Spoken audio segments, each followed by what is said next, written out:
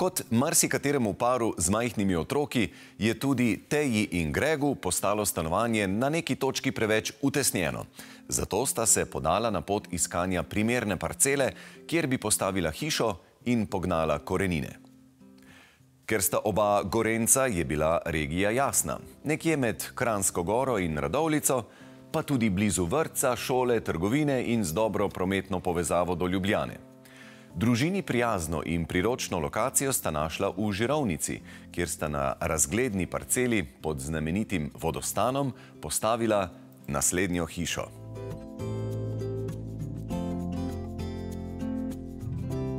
Zelena, urejena okolica z lepim vrtom, igrali, čudovita letna kuhinja z bioklimatsko pergolo. Tale hiša ima že zunaj vse tisto, kar potrebuje za lepo življenje. Ampak tisto, kar bomo videli notri, da vsemu skupaj samo še piko na i. Teja in Grega, živijo. Tale vajna hiša je precej hitro zrasla, ne? Povejte, kako je bilo načrtovanje, da je tako gladko steklo. V enem letu ste bili not. Tako je, ja.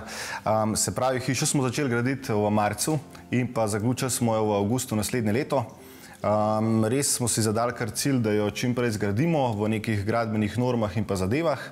Pomembna zadeva, ki je pa bila, je pa mogoče že to, da smo na začetku se dogovorili za tedenske sestanke, da smo lahko sproti reševali vse probleme, vse zagate in zadevo tudi tekoče speljali do konca.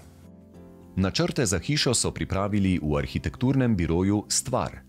Hišo so orientirali tako, da skozi celotno vzhodno steno, ki je steklena, ujame čudovite razglede na okolico. V pritličje so umestili odprte bivalne prostore, spalnice pa so v nadstropju. Popeljita nas prosim malce po svoji hiši, da spoznamo to in zgornjo etažo. Torej, najprej stopimo skozi prostoren vhod, hodnik. Na levo stran imamo dnevni WC.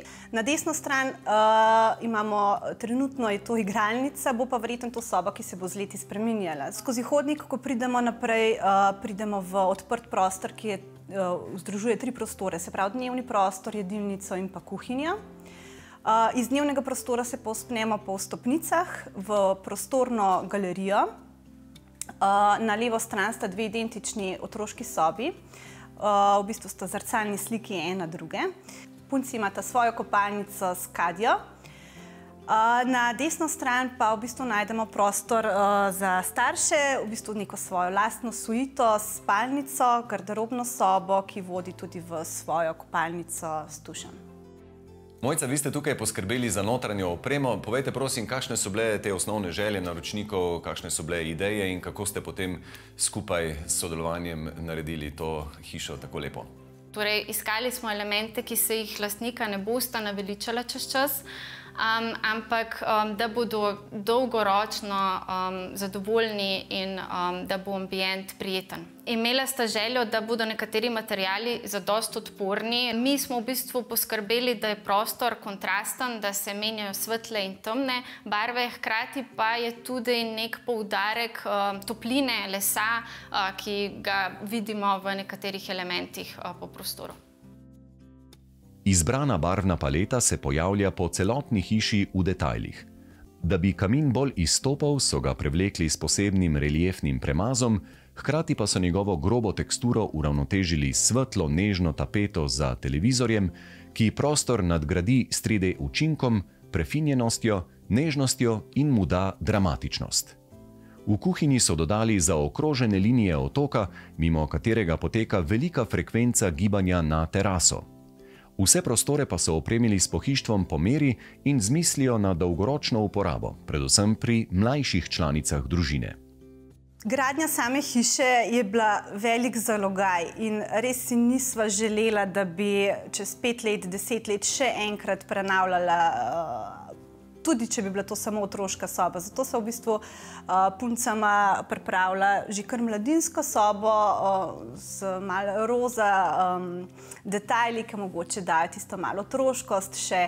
Skratka, želela sva, da se izogneva dodatnim renovacijam v prihodnje. Čudovita rešitev se mi zdi tole iz spalnice, ko prideš v garderobno nišo in potem se še odpira naprej. Najprej lahko vse zaprto, potem se pa kar nizajo novi prostori. V bistvu, ko so vrata zaprta, mi ločimo 3 prostore med sabo, kopalnico, garderobo in spalnico in praktično, ko prideš v spalnico, nimaš občutka, da je še kaj zadaj. Ena od teh vrat imajo tudi funkcijo ogledala, torej pač dejansko skoraj ne veš, da je zadaj kopalnica, ko so vrata zaprta.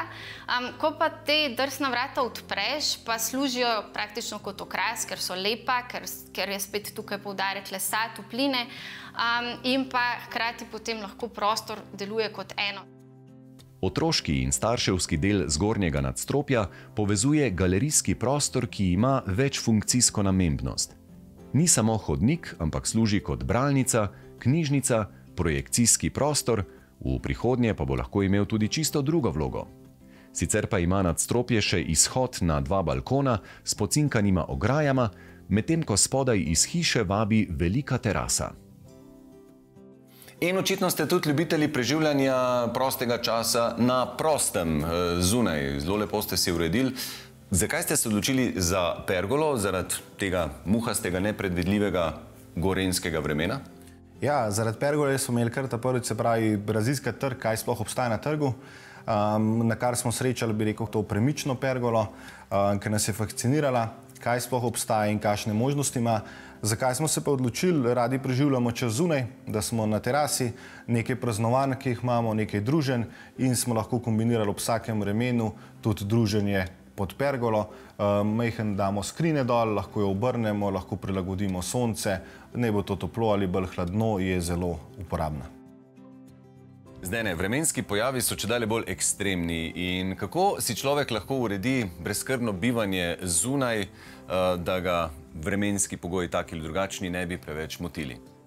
Zato je pa idealna rešitev bioklimatska pergola. To je pergola, ki je sestavljena iz konstrukcije lamel, ki se vrtijo in se s tem da regulirati. Kadar si želite sonce, se lameli odprejo, kadar želite senco, zaprete. Ko pridejo kak naliv, nevihta ali karkoli, takrat senzor avtomatsko lamele zapre in tudi, če niste doma, je terasa suha.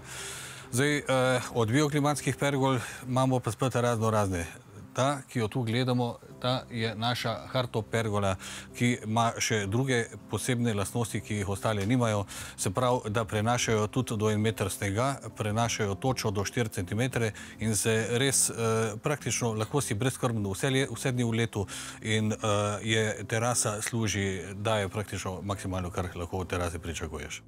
In v dneh, ko te ni doma, pergola s senzori sama poskrbi zase, da tako rečem? Na celini se uporablja samo senzor za dež, zato da se lamele zaprejo, da ni pač terasa mokra, če pustiš lamele odprte. Za Primorsko ali pa tam, kjer je pa več vetra, damo pa tudi za senzor za veter, zato da tudi, ko pridejo večji sunki vetra, da se lepo zapre, skrini se dvignejo in ni nobene poškodbe. Kakšno vzdrževanje lahko človek pričakuje s takole pergolo? Kaj je potrebno? Pergola dejansko ne potrebuje nobenega vzdrževanja. Priporočamo enkrat na leto, ko je začetek sezone, ne vem, spomladi nekje, da se odpre lamele, se jih opere tako kot avto, z avtošamponom, z vodo, brez nekih pritiskov po možnosti. Pač glede ostalega vzdrževanja ni nobene potrebe, ker je aluminij pa inoks, nikoli ne bo korozije in dejansko samo uporabljate in nimate vzdrževanja. Zaradi trpežne, močne konstrukcije lamel je patentirana pergola pohodna. Z nje lahko očistite kakšno težje dostopno okno ali fasado. Prav tako prenese sunke vetra do 200 km/h. Kaj je tisto, kar mora človek pred postavitvijo takele bioklimatske pergole vedeti? Na kaj mora biti pripravljen že prej?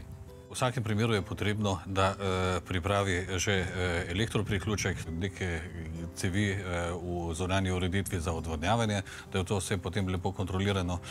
Ker če na robi kupiš bioklimatsko pergolo, je ne moreš enostavno zamenjati kot avto. Ostanejo luknje v tleh, ostanejo luknje v fasadi, pa tudi v denarnici.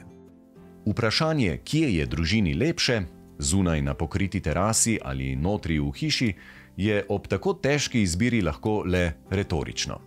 Prednosti obeh ambientov uživajo že 2 leti, še vedno pa se radi spominjajo dneva, ko so bila dela končana in so se iz stanovanja selili v novi dom.